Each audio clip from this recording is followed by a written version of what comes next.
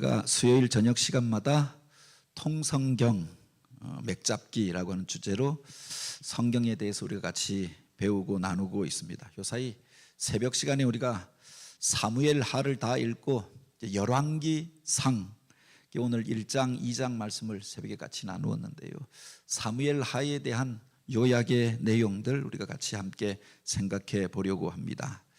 사무엘상하는 가장 중요한 인물이 세 인물이 등장하는데, 그 상에 처음 등장하는 사람이 바로 사사시대가 끝나고 왕정시대를 열었던 사사와 또 선지자로 제사장으로 쓰임받았던 사무엘이 가장 중요한 인물입니다. 그리고 이제 사무엘이 나이가 들게 되어졌을 때 그 백성들이 나와서 왕을 세워줄 것을 요청하지 않습니까? 8장에 보면 그 내용이 나오고, 바로 그 다음에 보면은 사울 왕이 등장하죠. 그래서 사무엘 상의 중요 인물은 앞부분은 사무엘, 그리고 뒷부분은 사울 왕의 이야기가 등장합니다. 그리고 사무엘 상의 17장인가요? 바로 그때 그 16장에 처음 다윗이라고 하는 이름이 등장합니다. 그리고 17장에 그가 골리앗과 싸운 이야기가 나오죠. 사울 왕이 다스릴 때의 일입니다. 그런데 그가 이름이 등장하고 그 다음에 사울 왕에게 쫓기는 신세가 되어지죠. 그리고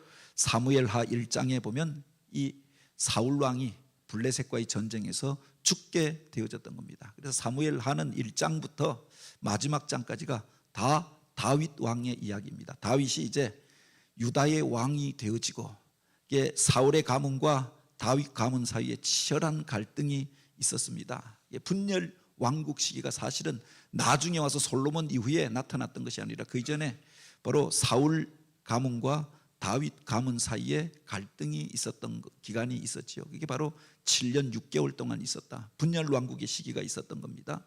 그 이후에 그 사울의 아들 이스보셋이 죽고, 그리고 나라가 통일되어지면서 이제 다윗이 온전한 온 이스라엘의 왕이 되어집니다. 그 과정을 기록하고 있는 책이 사무엘하입니다.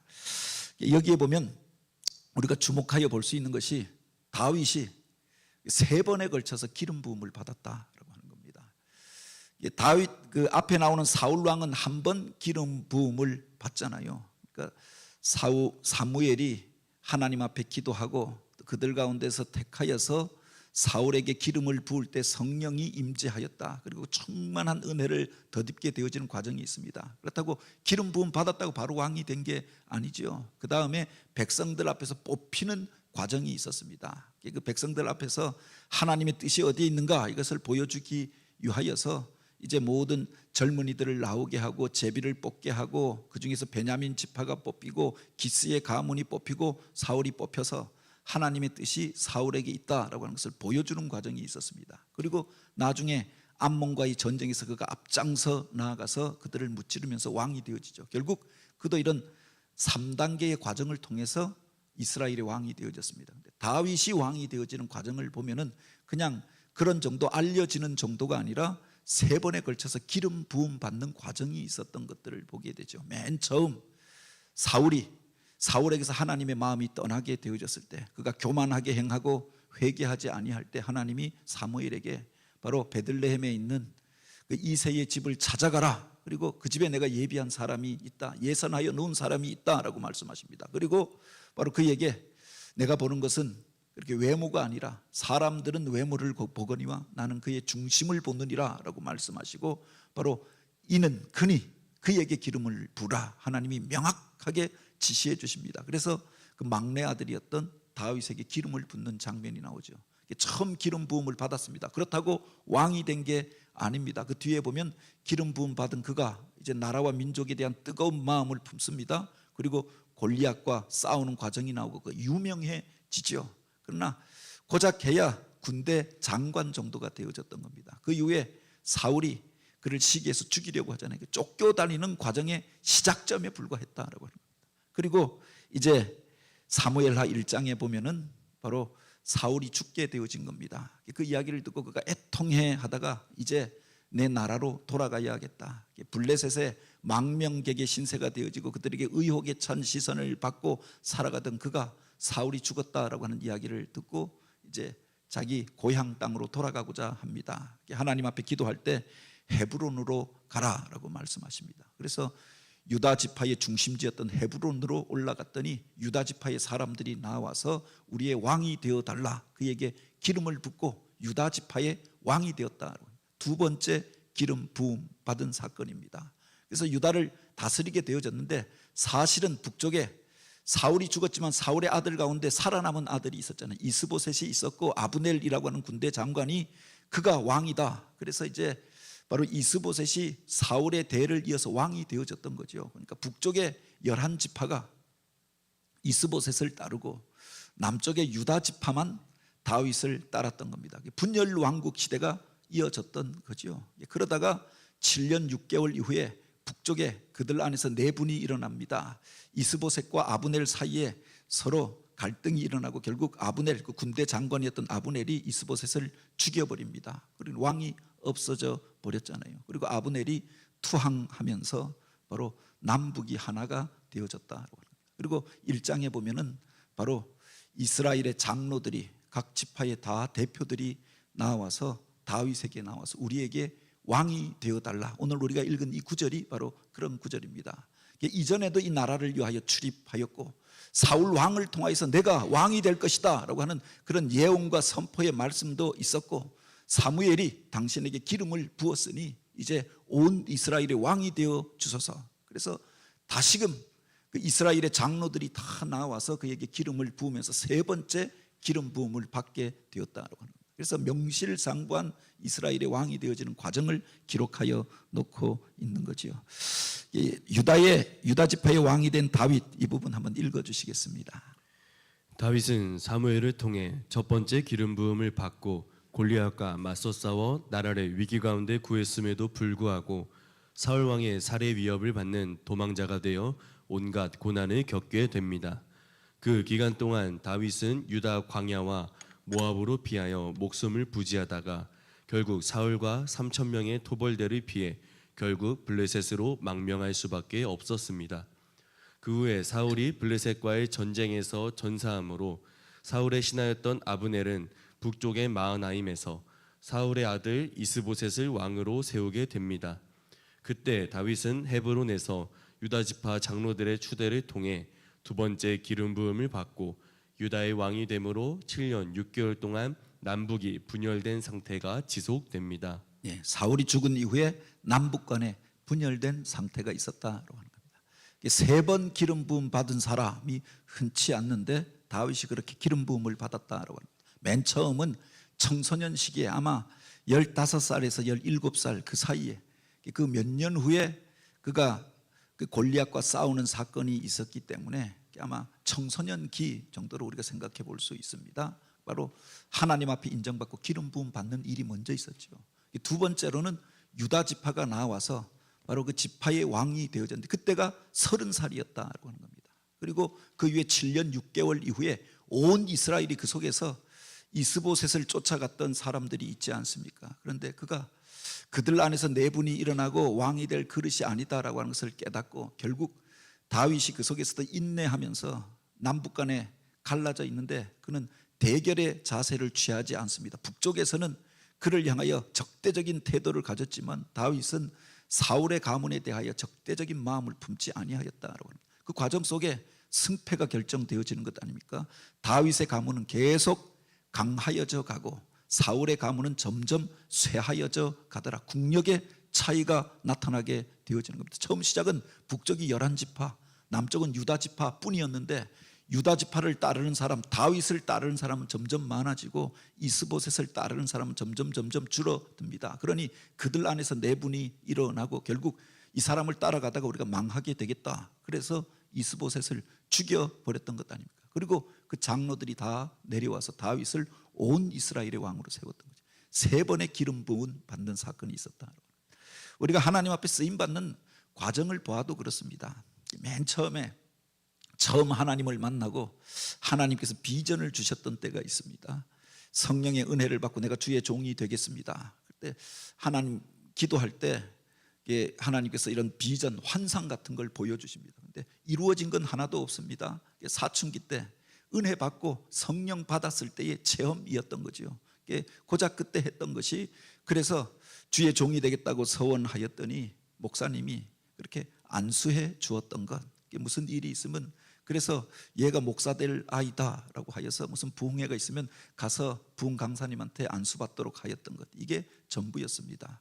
그런데 나중에 신학교를 나오고 모든 과정을 거치고 목사 안수를 받게 되잖아요. 이게 사실은 처음 성령으로 세례 받았지만 바로 그 어떤 교단에서 어떤 과정을 통해서 인간이 정한 과정을 통과한 이후에 바로 안수를 받고 정식으로 목사가 되어진 겁니다. 그런데 목사가 되어졌지만 부교역자로 남을 섬기면서 훈련받는 기간이 또 있었던 것 아닙니까? 반은 목사이지만 반은 또 사실은 섬기는 자의 역할에서 뒤에서 수정 들고 돕고 보좌하는 역할들을 하였던 거죠. 그 속에서 하나님이 그래도 잘하였다 인정한 이후에, 저도 따져보니까 한 7년 몇 개월 정도 부목사로 있었던 것 같아요. 전도사 때 경력까지 합하면 뭐 10몇 년에서 20년 가까이 그렇게 했는데, 바로 그 다음에 하나님이 인정하여 주시고 나니까 담임 목사로 길이 열려지더라. 이번에 우리 부목사님 가면서도 제가 피도 눈물도 없는 사람인데 앞에서 설교하는데 그 간증 들으면서 눈물이 나는 겁니다. 그래서 뭐 제 생각이 나서 눈물이 나는 것도 있고, 또 우리 황일기 목사님 잘 되어져서 가는 것 보면서 눈물 나는 것도 있는데, 사실은 그런 과정이 있더라. 처음 기름 부음 받은 과정, 그건 왕이 아니라 하나님께서 축복해 주시면서 비전을 주셨던 거죠. 두 번째로 기름 부음 받고 자격을 갖추게 되어졌던 겁니다. 세 번째 기름 부음 받고 온 이스라엘의 왕으로 그 사역을 맡게 되어졌던 거죠. 이 세 번의 기름 부음에 받는 과정을 통해서 하나님 앞에 쓰임 받게 되었다라고 하는 겁니다.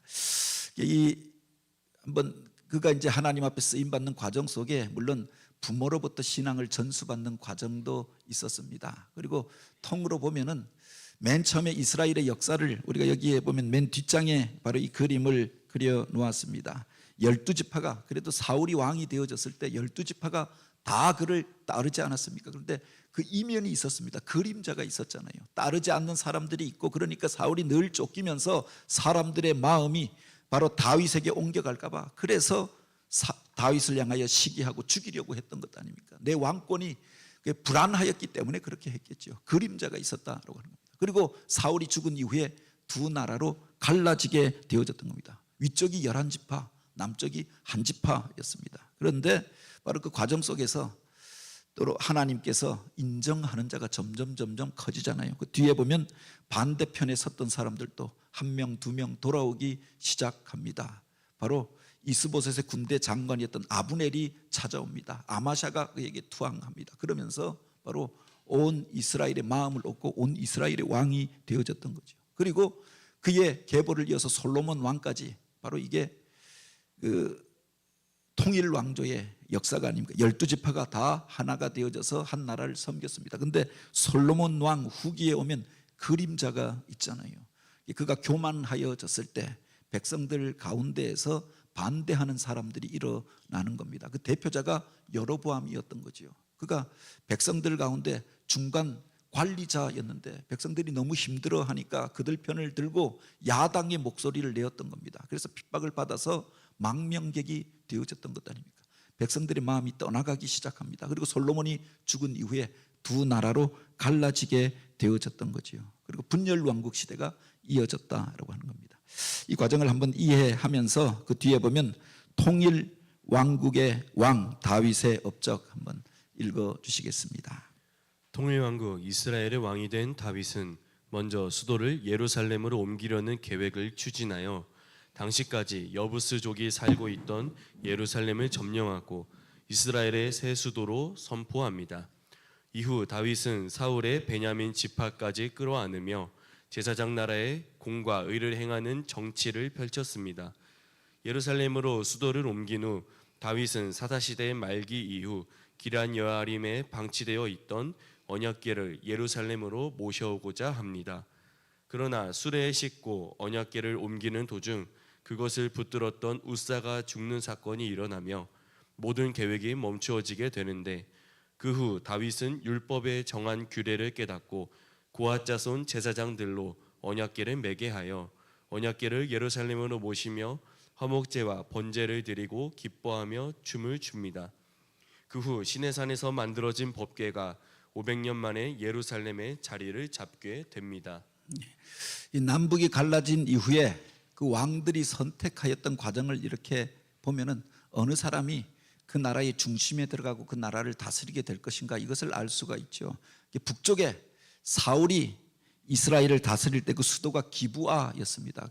베냐민 땅의 중심지가 기브아였죠. 온 이스라엘로 보면 거기가 중간 땅이었습니다. 그런데 이스보셋이 왕이 된 이후에 기브아가 아니라 저 북쪽 마하나임으로 수도를 옮깁니다.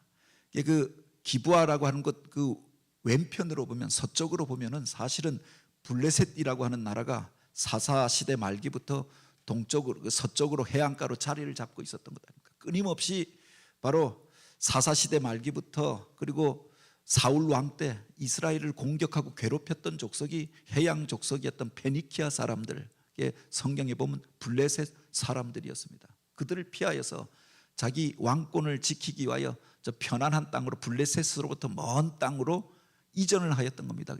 북쪽 변방으로 옛날 베냐민 지파 그 중심지에 있었던 그 수도가 변방의 므낫세의 땅으로 옮겨갔던 겁니다. 그 자리를 누가 차지했느냐? 다윗이 차지했다라고 합니다. 사실은 블레셋 사람들과 더 가까이 있었던 사람들이 바로 이 유다 지파였던 거죠. 유다 지파는 그들과 싸웁니다. 그리고 이제 헤브론의 자리를 잡고 그 남유다 왕국이 일어나게 되어졌는데 그가 이제 북쪽 수도가 저쪽으로 옮겨가잖아요. 마하나임으로 옮겨가니까 다윗 같은 경우는 나중에 보면은 왕이 된 이후에 바로 예루살렘으로 수도를 천도합니다. 더 중심부를 향하여 바로 기브와 바로 남쪽에 있는 도시가 예루살렘이었다. 그리고 당시까지 아직 완전히 정복하지 못해서 여부스 사람들이 그렇게 살고 있었던 땅이 예루살렘이었다라고 하는 겁니다. 그 땅을 그가 이제 유다 지파의 그 변경 땅이면서 그들에게 주어졌던 땅이었는데 완전히 정복하지 못하였던 그 땅을 정복하고 그리고 이곳을 수도로 선포하게 되어집니다. 그런데 온 이스라엘의 지도로 딱 보면은 예루살렘이 이제 중심부에 가까운 겁니다. 그가 온 이스라엘의 왕이 되어지는 거죠. 중심부에 있었으나 그것을 내어주고 저 변방으로 편한 땅으로 옮겨갔던 사람은 그곳에서 권력의 중심에서 밀려나게 되어집니다. 그리고 그 지파가 잊혀지게 되어지고 사울의 가문은 점점 쇠하여 가더라라고 하였습니다. 편안한 땅으로 찾아갔던 것 아닙니까? 남쪽에 다윗 왕과 싸우지 않고 또 그렇게 블레셋 사람들의 침략을 당하지 않는 땅으로 찾아갔는데 잊혀져 버렸다라고 합니다. 우리가 수도를 옮기고 어떤 일들을 행할 때에도 판단에 중요한 그렇게 모티브가 여기에 있다라고 생각합니다. 과거에 고구려라고 하는 나라가 북쪽에 수도가 있었습니다. 국내성에 있다가 남쪽으로 내려오잖아요. 그게 사실은 그 고구려가 한민족으로 인정받는 계기가 되어집니다. 그런데 남방 정책을 하는데 대신에 북쪽의 땅들에 대하여 잃어버리는 계기가 되어졌다라고 하는 겁니다. 우리나라 때때로 수도를 옮기는 이런 이야기들이 있는데 사실은 어떤 일들을 향할 때 비전이 더 큰 사람은 더 큰 그림을 보면서 조금 힘들더라도 어렵더라도 위험한 땅이라 할지라도 그곳을 향해 가는 겁니다. 그래서 그가 중심부로 들어가서 온 나라를 다스리는 자가 되는 거죠. 반면에 편안한 땅을 찾아서 싸움이 없는 것 어디가 더 안전할 것인가 피하여 가는 사람이 있습니다. 점점 역사의 변방으로 물려나게 되어지는 거죠. 사울의 가문이 그러했다. 하나님이 다윗을 쓰셨던 이유가 있습니다. 약속의 땅을 바로 그들에게 주시겠다라고 하였습니다. 그런데 그 주시겠다고 하는 그 땅을 지키기 위하여 그 중심부의 땅을 향하여 올라갔던 바로 그 유다 지파가 이스라엘 가운데서 중심부에서 쓰임받게 되어지고 그 중에서 다윗이 예루살렘을 향하여 올라가면서 온 이스라엘의 왕이 되어졌다라고 하는 겁니다. 그래서 그 이전에 아브라함에게 주었던 언약 이게 바로 그 모세를 통하여 비전으로 품게 하여 그 나라를 다스릴 거룩한 나라의 틀이 만들어졌다라고 하면 그 비전을 성취한 사람이 누구냐? 다윗이었다라고 하는 겁니다. 다윗이 다스렸던 영토를 보면은 바로 아브라함에게 그 땅을 내가 밟는 그 땅을 다 너희에게 주리라. 너희가 보여준 그 땅을 너희의 땅이 될 것이다라고 했는데 그 땅이 이제 다윗의 때에 비로소 온 이스라엘의 땅이 되어졌던 거지요. 그런데 그 중심에 그가 다스렸던 땅의 중심에 보면 예루살렘이 있었다라고 하는 겁니다. 그래서 온 나라를 다스리기 위하여 단에서부터 브엘세바까지 그 기업을 얻었던 사람이 다윗이었고 하나님의 언약하였던 것들을 성취하였던 사람이 다윗이었다. 다윗이 하나님 앞에 인정받았던 몇 가지가 있습니다. 첫 번째는 우리가 먼저 생각해 볼 수 있는 것이 하나님의 주권을 귀하게 여겼던 사람인데, 사울이 자기를 죽이려고 했지만 사울을 죽일 수 있는 기회가 몇 번 있었잖아요. 아둘람 굴에 피하여 있을 때 그곳으로 그가 나오게 되어집니다. 10광야 가운데 있을 때 또 사울을 죽일 수 있는 기회가 있었습니다. 그런데 단지 그 옷자락 정도만 표식으로 자르고 그것 때문에 또 양심의 가책을 받았던 사람, 하나님이 귀히 여기는 사람, 기름 부었던 사람을 존중히 여겼다라고 합니다. 인간적으로 판단해서 그 사람이 이제 하나님이 버렸다, 하나님이 떠났다 이렇게 생각한 것이 아니라 하나님이 기름 부었으니 하나님이 인정한 자를 내가 해할 수 없다라고 생각했던 거죠. 하나님을 존중히 여겼던 것 아닙니까? 뒤에 보면 제사장들을 귀히 여깁니다. 하나님이 기름 부어 세워서 보냈던 나단 선지자, 시골 선지자가 와서 그를 향하여 책망할 때 그 앞에 무릎을 꿇잖아요. 하나님이 세우신 권위를 인정하던 사람이었다라고 합니다. 그것을 하나님이 기뻐 여겼던 거죠. 다른 하나는 그가 왕이 된 연후에 예루살렘에서 이제 편안하게 살게 되어졌을 때 그걸 생각하잖아요. 나는 백향목으로 만들어진 궁에 살거는 하나님의 언약궤가 이와 같이 아직도 휘장 안에 있도다. 이것으로 마음 아파하면서 하나님의 성전을 짓기를 소원하였던 것 아닙니까? 직접 그가 지었던 것도 아닙니다. 하나님께서 오히려 그것을 만류하셨잖아요. 그럼에도 불구하고 이 마음이 너에게 있으니 내가 좋도다. 그를 인정합니다. 내 마음에 합한 자라 인정함을 받고 바로 그가 점점 승하는 인생이 되어졌다라고 하는 겁니다. 그 뒤에 보면 제사장 나라의 충성도, 이거 한번 읽어보시겠습니다. 이스라엘 통일 왕국의 두 번째 왕이자 천년 모범이라 불리는 다윗은 하나님이 인정하는 다윗의 길을 만든 제사장 나라의 거룩한 시민이었습니다. 다윗은 전쟁의 달인이었지만 자신의 제국 대신 제사장 나라를 꿈꾸었습니다. 사울을 비롯한 대부분의 세상 왕이 보여준 대로 왕정제도는 치명적 결함을 갖고 있었지만 다윗은 오히려 왕정을 도구 삼아 제사장 나라의 충성도를 높였습니다. 하나님과 제사장 나라의 언약을 맺은 이스라엘 백성에 대해 사울은 나의 백성이라고 말했다면 다윗은 이스라엘 백성을 주의 백성이라고 표현합니다. 그리고 왕의 자리에 있으면서도 하나님께 나아가 기도하며 자신에 대하여 종이라고 고백합니다. 이러한 다윗을 하나님은 내 종 다윗이라고 말씀하시고 다윗을 제사장 나라의 거룩한 시민으로 내 마음에 합한 자라고 인정하십니다. 네, 그 다윗이 하나님 앞에 인정함을 받았던 이유가 무엇이냐? 그가 그 나라를 나의 나라라고 생각하였던 것이 아닌 겁니다. 우리가 그 모세와 그리고 바로의 갈등 가운데서 보게 되니 바로는 이 나라는 내 나라라고 이야기하는 겁니다. 그 백성을 가리켜서 나의 백성이라, 나의 종이라라고 이야기하잖아요. 그런데 하나님께서는 이 사람들이 너의 종이 아니라 나의 백성이라라고 이야기합니다. 저들이 제사 드릴 수 있도록, 하나님을 경외하고 예배할 수 있도록 그 백성을 그렇게 그 땅에서 내어놓으라라고 요구하였던 것 아닙니까? 그 땅에서 바로가 왕이 아니고 바로가 신이 아니다라고 하는 것을 알려주기 위하여 일어났던 사건이 10가지 재앙이 아닙니까? 그리고 결국 이 바로가 두 손을 들고 항복함으로 그 땅에서 나오게 되어졌던 거죠. 그런데 이스라엘 백성들이 가나안 땅에 들어가서 나라를 세웠던 겁니다. 사울이 왕이 된 이후에 처음에는 겸손하였던 사람이, 그 아버지에게 순종하였던 사람이, 그리고 그 선지자를 존중히 여겼던 사람이, 하나님의 법을 귀하게 여겼던 사람이 이제 시간이 지나면서 그도 40년을 통치했던 것 아닙니까? 그런데 가면서 점점 교만하여집니다. 자기 권세를 이야기합니다. 그리고 그 백성을 내 백성이라고 이야기하고 나의 나라라고 이야기하는 겁니다. 하나님이 이스라엘 백성들을 통하여 세우고자 하였던 나라는 제사장 나라입니다. 거룩한 나라로 이방의 빛이 되어지고 세계와 열방을 향하여 축복의 통로가 되어지는 그런 나라를 세우길 원하였습니다. 그런데 왕이 된 이후에 이 백성을 나의 나라라고 그렇게 주장하고 제국을 만들고자 하였던 거죠. 그래서 하나님의 영이 그를 떠났던 것 아닙니까? 다윗을 가리켜서 내 마음에 합한 자라 인정했던 것이 그는 하나님의 권위를 인정하였다라고 합니다. 그가 지어서 부르는 그 시편들을 보면 늘 자신을 향하여 종이라고 이야기하는 겁니다. 왕인데 하나님 앞에서는 자신을 종이라고 이야기하는 겁니다. 종이 듣겠나이다. 하나님의 뜻을 분별하기를 원하고 하나님의 마음을 깨닫기를 원하고 하나님 말씀에 순종하기를 원하였다. 물론 그도 인간이었기 때문에 실수하였지만 바로 하나님이 말씀하실 때 그 앞에 무릎을 꿇고 자기 죄를 회개하였다라고 합니다. 그를 내 마음에 합한 자라 인정했던 거죠. 제사장 나라의 거룩한 시민으로 인정하고 그를 축복하시면서 바로 그를 통하여서 하나님의 복이 이어지게 될 것을 약속해 주셨던 것 아닙니까? 그리고 그 땅 가운데 그가 다스릴 때 평화가 있었다. 사실은 다윗이 다스렸던 것이 아니라 하나님이 다스려 주셨던 거죠.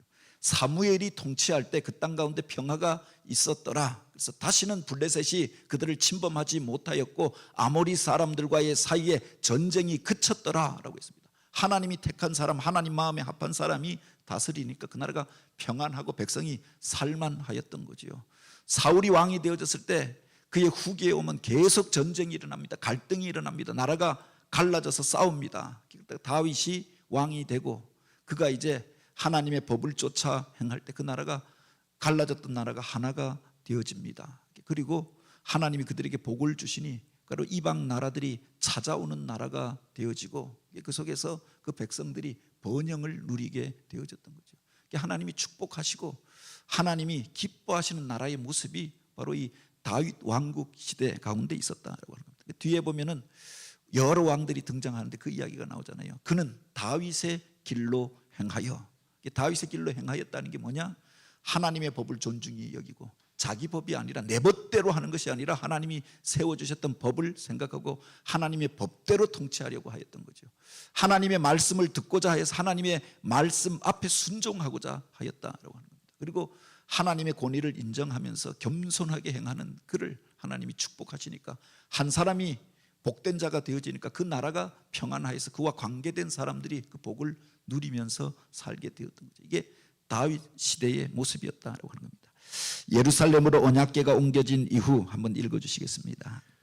예루살렘으로 언약궤가 옮겨진 이후 다윗은 마음 깊은 곳에 하나님의 성전을 짓고자 하는 소원을 품게 되는데 하나님은 그 마음을 기뻐하시고 그를 축복하시기를 내 집과 내 나라가 내 앞에서 영원히 보존되고 내 왕위가 영원히 견고하리라는 약속을 주십니다. 하나님께서는 다윗이 어디로 가든지 승리하게 하시고 그 나라를 평안하게 하시는데 사무엘하 10장은 다윗 시대의 이스라엘이 국제 외교 관계에서 얼마나 높은 위상을 얻게 되었는지를 보여줍니다. 예, 그 언약궤가 이렇게 왔던 과정이 있습니다. 옮겨왔던 과정이 있죠. 광야길 가운데서 이스라엘 백성들이 행진할 때 언약궤를 앞장 세우고 행진합니다.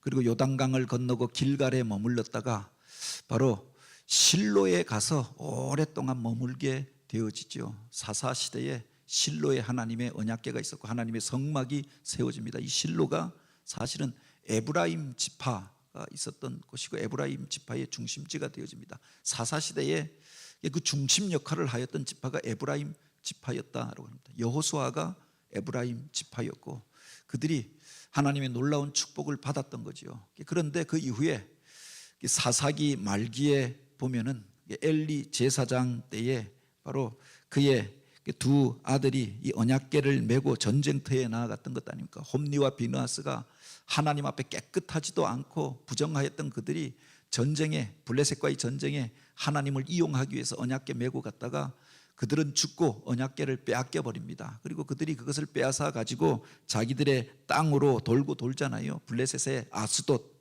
가드, 에글론 이게 바로 그 블레셋의 중요한 도시 국가들인데 그곳에서 언약궤가 돌아다닙니다. 그런데 가는 곳마다 바로 그곳에서 재앙이 일어나잖아요. 다곤 신전에서 다곤의 목이 끊어져 버리고 엎어지고 재난이 이어지면서 그들이 감당하지 못하여서 속아꾸는 수레에다가 그래서 언약궤를 메어서 돌려보냈던 것 아닙니까? 그게 바로 벳세메스로 가는 소입니다. 어쨌든 자기가 감당이 안 되겠다. 그래서 언약궤를 속아끄는 수레에 실어서 유다 땅으로 돌려보냈던 거죠. 그래서 베세메스로 왔다가 기럇 여하림에서 오랫동안 머물게 되어졌던 겁니다. 차마 이 언약궤를 만질 수가 없었던 거죠. 그러다가 다윗이 바로 그 언약궤를 이제 예루살렘에 도읍을 정한 이후에 하나님의 언약궤가 이곳에 바로 있었으면 좋겠다. 하나님을 예배하는 처소가 바로 예루살렘에 있었으면 좋겠다. 거룩한 서원을 품게 되었던 겁니다. 그래서 처음에 가서 그 백성들 가운데 군사들, 정예 군사를 뽑고 그리고 좋은 수레를 만들어서 바로 이 기럇 여하림에 있었던 그 언약궤를 그곳에 싣고 옮기잖아요. 옮기는 과정 속에서 나곤의 타작마당을 지나갈 때 그 앞에 소들이 깜짝 놀라서 뛰니까 그 언약궤가 떨어지려고 했던 겁니다. 그랬더니 바로 그곳에서 요 사건이 나오죠. 우사라고 하는 사람이 그 소를 몰고 가다가 바로 이 언약궤가 떨어질 것 같으니까 그걸 붙잡았다라고 하는 겁니다. 붙잡다가 그 자리에서 그가 부정을 타서 죽게 되어졌던 거죠. 사람들이 두려움을 느끼고 이제 더 이상 언약궤를 옮길 수 없게 되었다라고 하는 겁니다. 비포장길을 수레에 실어가지고 끌고 가는데 이게 덜컥덜컥 하니까 누가 그래도 좀 만지면서 떨어지지 않게 붙잡아야 되는데 이걸 누구도 두려워서 만질 수가 없었던 거죠. 그래서 그곳에서 멈추어 서고 그리고 3개월 동안 그 주변에 있었던 오벳 에돔이라고 하는 사람의 집에 바로 이 언약궤가 머물게 되어지는데 그때 다윗이 처절하게 깨닫습니다. 마음에 뜨거움만 가지고 언약궤를 모셔오는 것이 아니다라고 하는 것을 그가 깨닫게 되는 거죠. 좋은 수레 가지고 모셔오려고 했습니다. 그런데 사실은 성경에 보면 언약궤는 그 짐승이 끄는 수레에다가 몰고 오는 게 아니었던 것 아니고 이방인들이 그렇게 했던 거죠. 이방인들이 감당할 수가 없어서 언약궤를 쫓아보낼 때 수레에다가 실어서 보냈던 겁니다. 그런데 바로 그 언약궤는 성경에 보면 어떻게 옮기라고 하였느냐, 제사장들이 바로 그 언약궤를 메고 옮길 것이라고 했던 겁니다. 그러니까 그 이전까지는 율법에 대해서 깊이 배우지 아니하고 생각하지 못했던 거죠. 왜 이런 일들이 벌어졌을까 생각하다가 하나님의 말씀을 통하여 그 원리를 깨닫게 됩니다. 그래서 그 이후에 보면 고핫 자손, 제사장 지파로 구별된 고핫 자손들이 바로 그 집에 가서 제사장들이 언약궤를 메고 조심조심 예루살렘을 향하여 올라옵니다. 그 모습을 다윗이 조마조마하게 기다리다가 예루살렘을 향하여 언약궤가 올라오는 그 모습을 보고 너무 기뻐서 나아가서 춤을 추면서 찬송했다. 그래서 자기 옷이 벗어지는 것도 모르고 춤을 추었다. 그렇게 나오지 않습니까?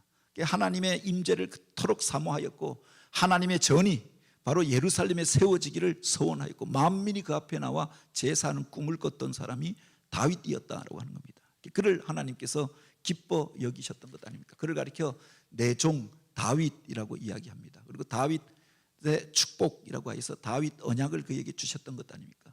내 나라를 평안하게 할 것이고 내가 너를 위대하게 할 것이고 내가 다스리는 이 나라를 평안하게 할 것이고 또 그 복이 내 집안에서 내 자녀들을 통하여 전승되게 하리니 그 나라를 견고하게 하리라 라고 축복해 주셨던 거죠. 바로 하나님 나라를 향한 이렇게 거룩한 서원을 품었던 그 사람을 하나님이 귀히 여기시고 축복하였다라고 하는 겁니다. 오늘 우리가 다윗에 대하여 배우는 것은 하나님이 어떤 사람을 기뻐하시는가, 누구를 가리켜서 왜 그를 내 마음에 합한 자라 말씀하였는가, 사울이 왜 하나님 앞에서 버림받게 되어지고 다윗이 쓰임받게 되어졌는가, 이 왕국이 일어나고 한 사람이 일어나는 과정을 통해서 우리가 배우게 되길 원합니다. 그리고 바로 이제 그 민족의 주도권이 옮겨가잖아요. 에브라임 지파에서 북쪽 실로에서 예루살렘으로 옮겨옵니다. 예루살렘이 이스라엘의 중심지가 되어지고 에브라임 지파가 아니라 이제 유다 지파가 온 이스라엘의 중심 지파가 되어졌다라고 합니다. 그 중심에서 우리도 그렇게 하나님을 사모함으로 쓰임받는 교회요 주의 성도들이 되길 주님의 이름으로 축복합니다.